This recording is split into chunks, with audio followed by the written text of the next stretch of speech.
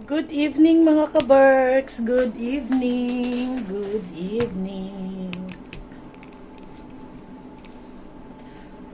Nagagawa ko ng cake ni Bella. Nagawa ko na yung icing. Ayan. Akala ko naka-play yung camera. Hindi pala. So, ito na.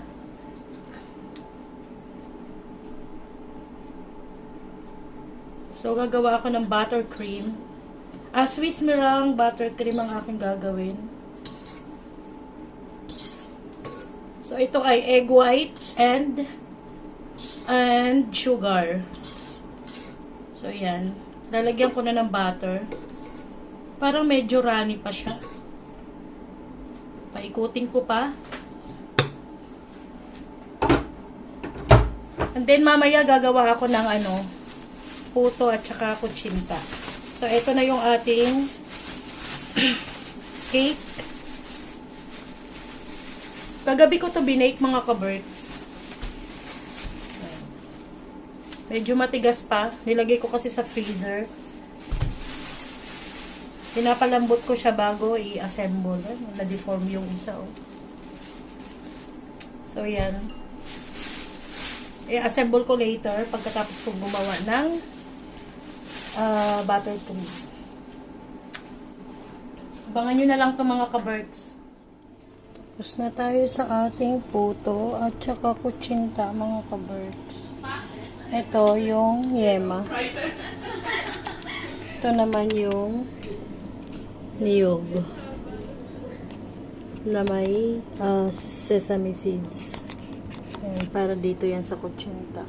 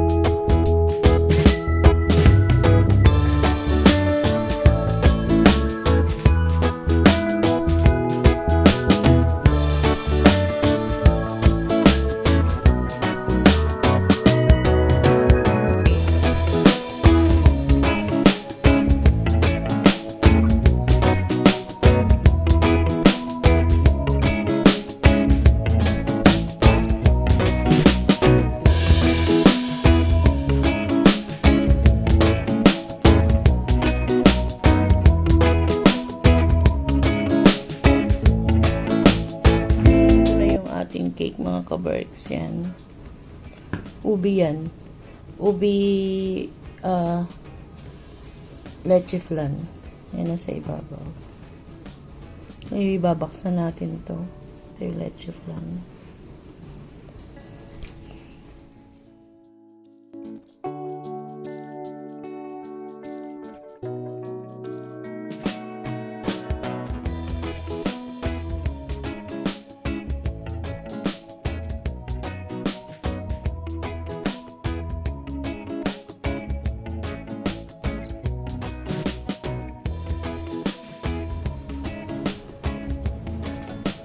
So, order ni Julie to mga ka-Berks.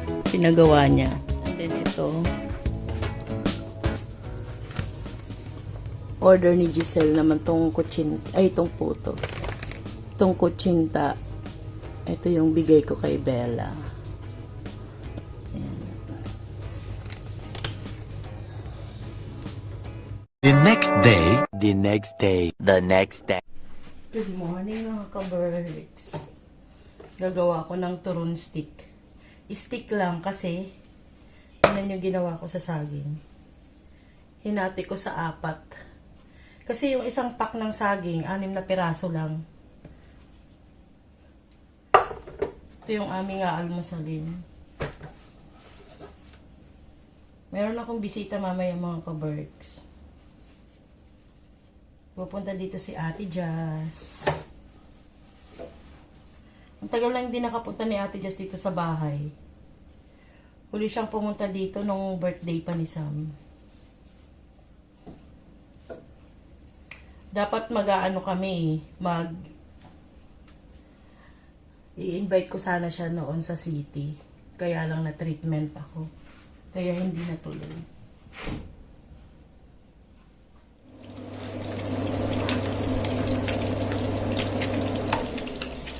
Ito na yung ating turon mga ka-birds. Hindi ko na pinakita sa inyo kasi prito lang naman to, no?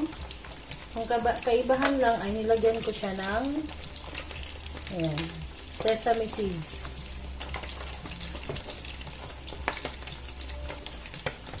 Ito yung aming almusal mga ka-birds. Andyan pa yung mga bata. Si Ate Jess wala pa. Maaga pa kasi dito mga ka-birds. Mas 8 pa lang ng umaga. Piprito rin ako ng galunggong. Ayan.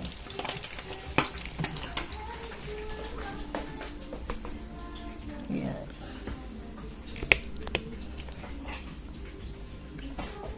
Meron pa kaming tirang leche flan dito. Yung ipinang toppings ko doon sa cake ni Bella.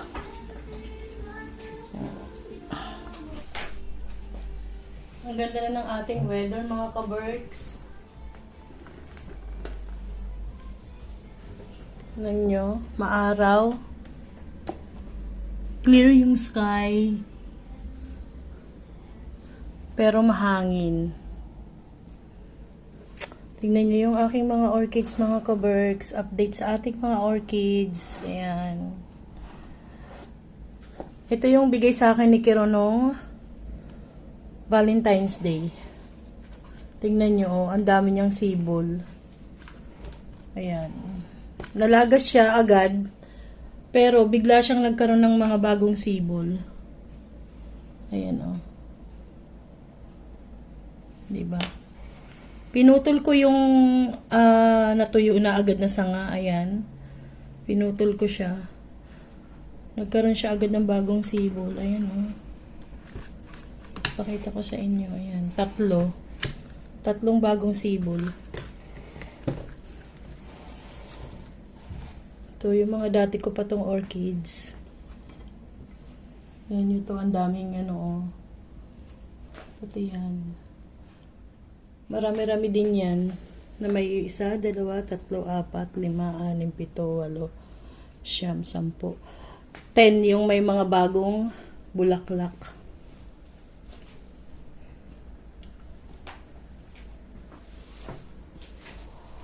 So, kamusta na kayo mga ka-birds?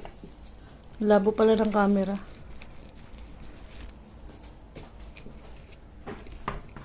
Kumusta na kayo mga ka-birds? Sama, dito na yung turon, oh. Tikman natin.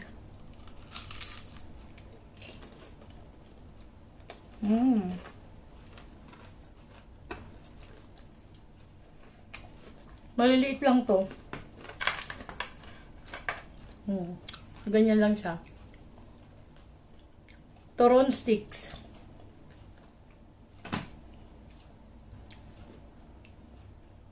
Mga 4 na bite.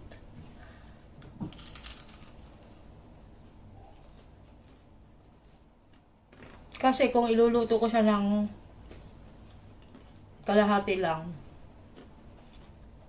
12 pieces lang yun. At least ito marami. Nakalimutan ko, dapat talaga kuha pala ito ng ube. Nawala sa isip ko.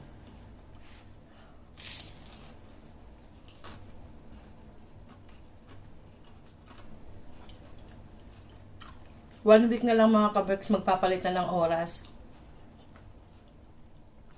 Pabalik tayo doon sa 5 hours na difference dyan sa Pilipinas. Kasi pag during winter,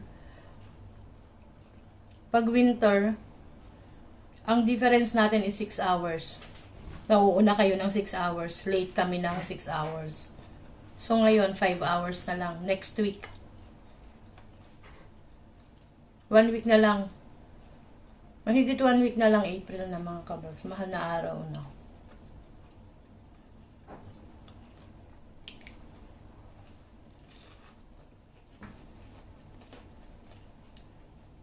Umpisa na ng gala.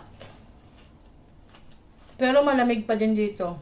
Negative 1. Ngayon ay negative 1. Kahapon maginaw. Parang negative 5 kahapon. So, yun lang mga kaberks. Magsasaing muna ako. Kasi maya-maya lang nandito na si Ate Jazz. Dito kami magla-lunch. Tapos sabay na kami papasok sa... Sabay na kami nga alis papuntang city mamaya. Kasabay kami kay Kiro. Mga bata nandito pa. Hindi pa pumapasok. Alas 9 pang pasok nila. Anong oras pasok ni Ate Sam? Hindi ko nga alam eh. Kisingin mo na. Hindi ako nagising eh. Baka mamaya late na naman yan. So, yun lang mga kaberks ang update ko. I-update ko na lang kayo ulit sa mga ibang araw or basta pag may time ako mag-video. 1 eternity later. Mag-unboxing tayo mga kaberks. Meron akong bagong baby. Ayan. So, galing na dito si Ate Jazz. Nakalimutan ko mag-vlog, no? Bigay ni Ate Jazz to. Si Ate Jazz na mahilig magbigay ng kung ano-ano. Pumunta siya dito, meron siyang daladalang damit ng mga baby. Bigay niya sa apo namin sa pamangkin. Ganda oh. Ang dami niyang ang dami niyang, ayan oh. Madami siyang bagong pabukadkad pa lang. Tatanggalin ko tong mga mga na-damage na.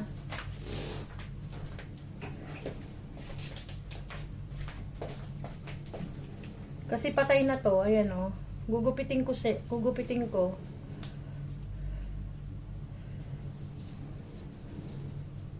Ayan. Hindi na rin to mabubuhay. Itong mga namumula na to. Deads na yan. Kasi na ano siya yung ano siya sa plastic sa pagkakabalot. Ito buhay pa.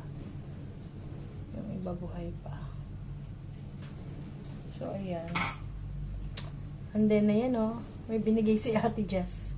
Thank you so much, Ate Jazz. Diba? Si Ate Jazz ang hilig magbigay ng mga ganito mga ka-birds. So, ilalagay ko lang siya dito. Tapos, nilagyan natin ng date.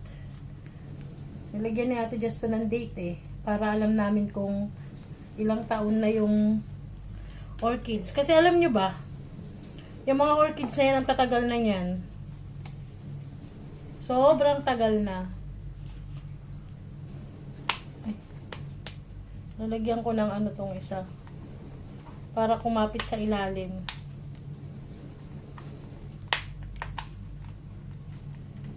May bilog kasi sa ilalim ng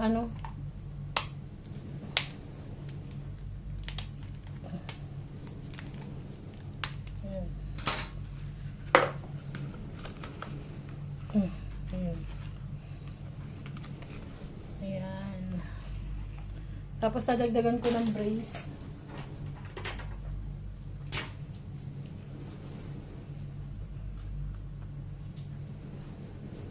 Dadagdagan ko lang to ng brace. Ayusin ko lang yung braces nito.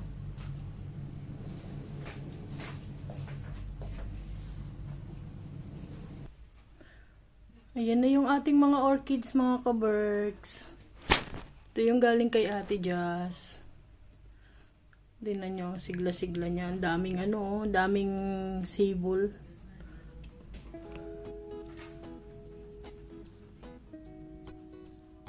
Ayan.